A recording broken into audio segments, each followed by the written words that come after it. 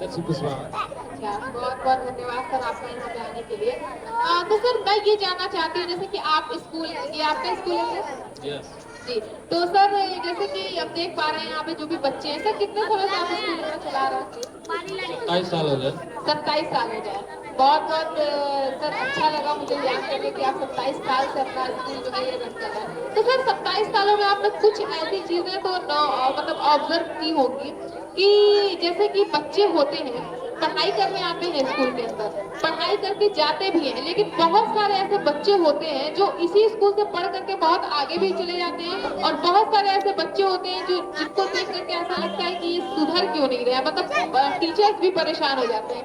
तो सर ऐसा मतलब आपने बहुत सारा, मतलब 27 साल से अगर आप स्कूल चला रहे हैं तो आपने बहुत सारी टेक्निक भी इस्तेमाल की होगी बच्चों को पढ़ाने के लिए या चीजें, तो आप पढ़ाई को रोमांचक बनाने के लिए कुछ ऐसा एक्शन लेते हैं मतलब स्कूल के लिए? जी। जैसे किस टाइप की सर एक्टिविटीज?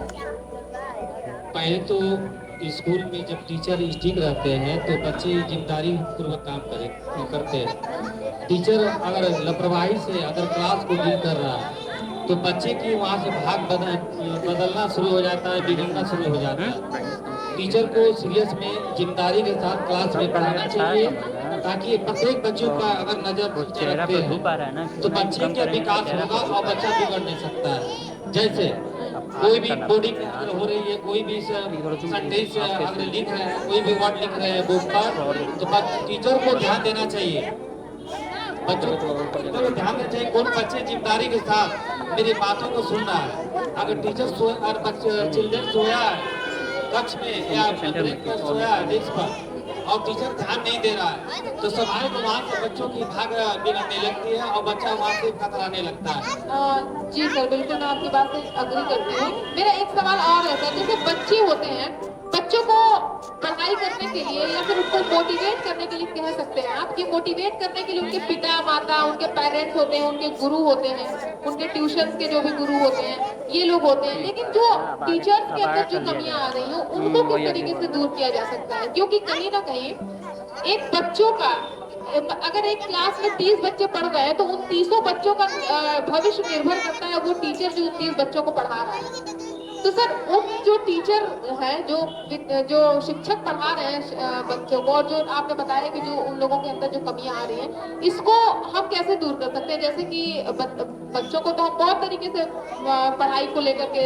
मोटिवेट कर सकते हैं या फिर प्रेशर कर सकते हैं कि आपको पढ़ना है। एक डर भी होता है बच्चों के अंदर, पेरेंट्स का डर, गुरुओं का डर, तो वो बच्चे आते हैं, लेकिन अगर एक शिक्षक अपनी जिम्मेदारी पे खरा नहीं उतर रहा है तो उसको किस तरीके से ये बता सकते हैं कि उनको अपनी जिम्मेदारी पूरी करनी चाहिए?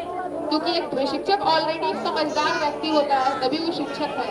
तो अगर वो अपनी जिम्मेदारी, अपनी रिस्पॉन्सिबिलिटी से हट रहा है तो उसको कैसे हम बता सकते हैं कि उनको अपनी जिम्मेदारी को पे खड़ा उतरना चाहिए? देखिए,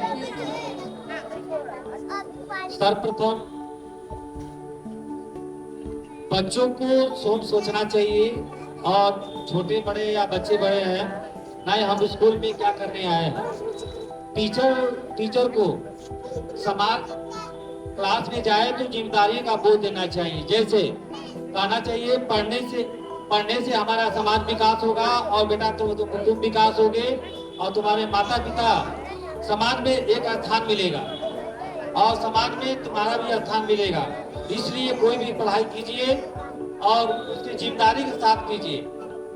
जो बच्चे जिम्मेदारी के साथ अगर नहीं पढ़ते हैं, नहीं सोच पाते हैं, उनकी भाग्य भगवान नहीं बिगाड़ता है, बच्चे स्वयं बिगाड़ते हैं। जैसे सर आपने बताया, जैसे भाग्य की बात की आपने, तो आपको क्या लगता है कि भाग्य, किस्मत नाम की कोई चीज होती है? नहीं, किस्मत कुछ नहीं होता है। किस्मत आदमी स्वयं लिखता है। जो व्यक्ति अपने भाग्य के निर्माता स्वयं होता है। जो मनुष्य अपने बचपन से क्लास पीजी से 1 से अगर चिल्ड्रेन सोचते हैं ना कुछ बनना है तो ऑटोमेटिक किस्मत साथ देगा।